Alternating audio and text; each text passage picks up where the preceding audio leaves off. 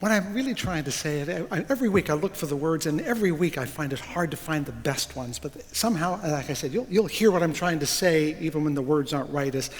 I think liberal religion is a call to spiritual activism, to being actively spiritual, actively intellectual, actively emotional, actively physical, to living, not just experiencing and thinking, taking risks, making mistakes, learning, getting better in some way. I remember years ago, Jim Forbes, the former minister at Riverside Church, gave a speech at an event I attended, that was titled, "Recruiting People to Become Human Race Activists." And what he meant was people who cared about saving the human race. Well, he's a much better preacher than I. But I'd like to share with you that I share his desire that we should all become human race activists. And what I mean by that is to be spiritual activists. Some people say, I'm just looking for a little peace and calm in my life. I want peace of mind, and I come to church so I can experience a moment of peace of mind. And I rarely provide that. In fact, it's a little bit like the fellow who was the president of the University of Chicago. I want to say Harper, but it wasn't. Who was the young president of the University of Chicago years ago? I can't remember his name, but he commented once that whenever he felt the urge to exercise, he would lie down until it passed.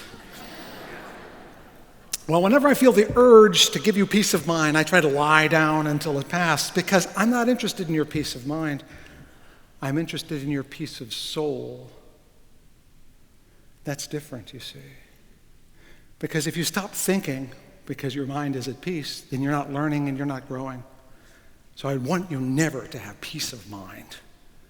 Ever. I want you always to want to know something that you don't know, understand something you don't understand. I want you never to stop wondering why people are poor, why people suffer, why women are lesser than men, why black is less than white, why gay is less than straight, why poor exists and rich continues. I want you never to be at peace with those and 1,000 other conundrums. But I do think you can have peace of soul, which is to say a sense of wholeness about who you are. Even though you'll never be completely whole, you can have a sense that you could be more whole than you are now. And that's what I mean by spiritual activism. The constant effort to integrate, pull together, make whole the person you are, and then to live holistically.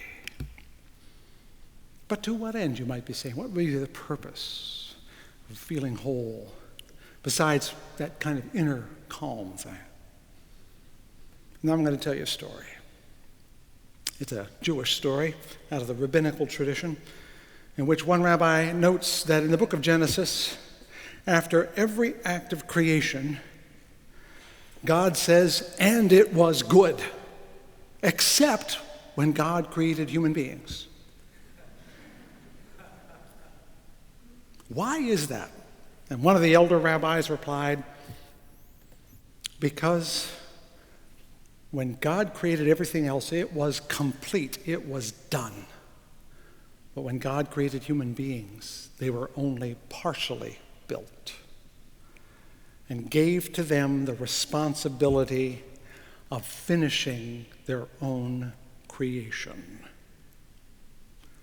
And according to the legend, when Adam asked God, "Why is it you made everybody else and called them good and not me?" God said, "Because you are not finished. When you are good and finished, then I will call you good." In other words, even in an ancient tradition is this sense that we are a work in progress. Dare I say, evolving because God wanted us to? That's the story I want you to take away, because at some level, however we explain it, we were given, have, now own the task of self-completion, individually and collectively. We have to integrate our personal minds and hearts and bodies, and some of us do a better job than others, without doubt. But we also have to integrate the minds of communities, of families, the hearts of families, the bodies of neighborhoods, so that we think not alike but together, so that we feel not the same but for each other, so that we act not like each other but with each other. Do you understand this vision I'm trying to hold out for you? I hope I'm making some sense. What I'm trying to say is that incarnation is the liberal faith. To incarnate in our bodies, in our minds, and in our souls, our hearts, a greater wholeness of our individual lives, of our congregational lives, of our neighborhood lives, of our global lives, and not just with other people, but with those creatures that are complete, the ones that are already good, from whom we could still learn many lessons if we would but pay attention. What I'm here to try to tell you, friends, is with these new people up here, that our task, those of you who have been here for a while, is to go out and recruit more of them.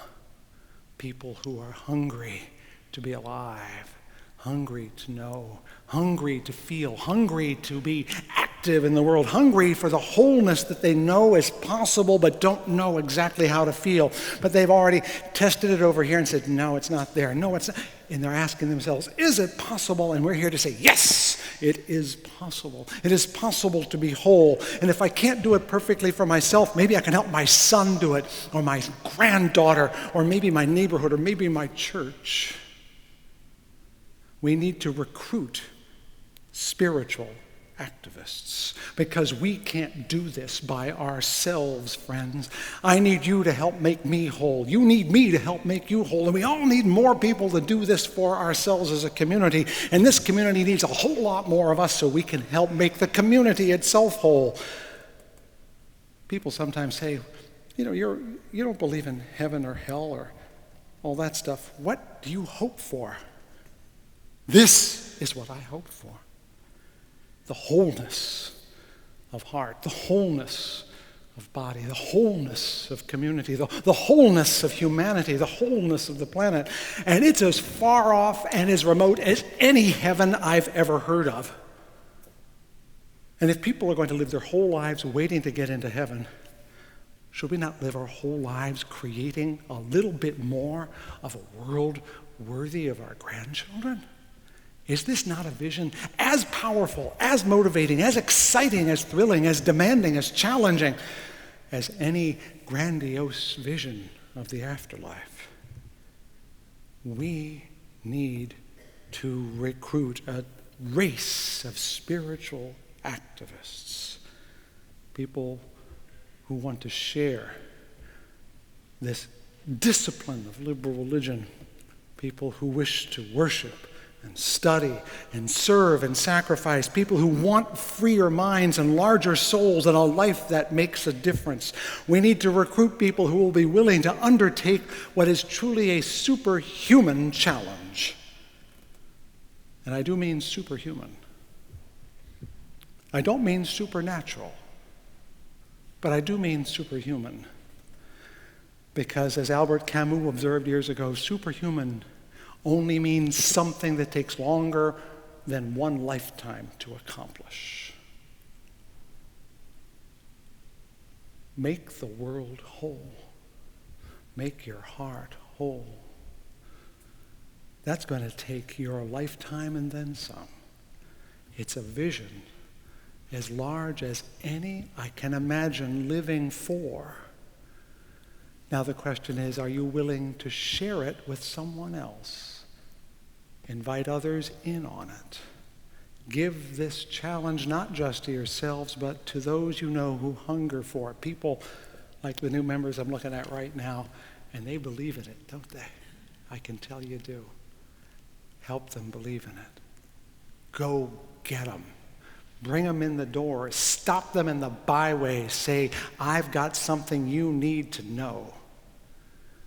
Let's recruit a race of spiritual activists so that, as a great old hymn once said, earth may be fair and all her people one. Amen and amen.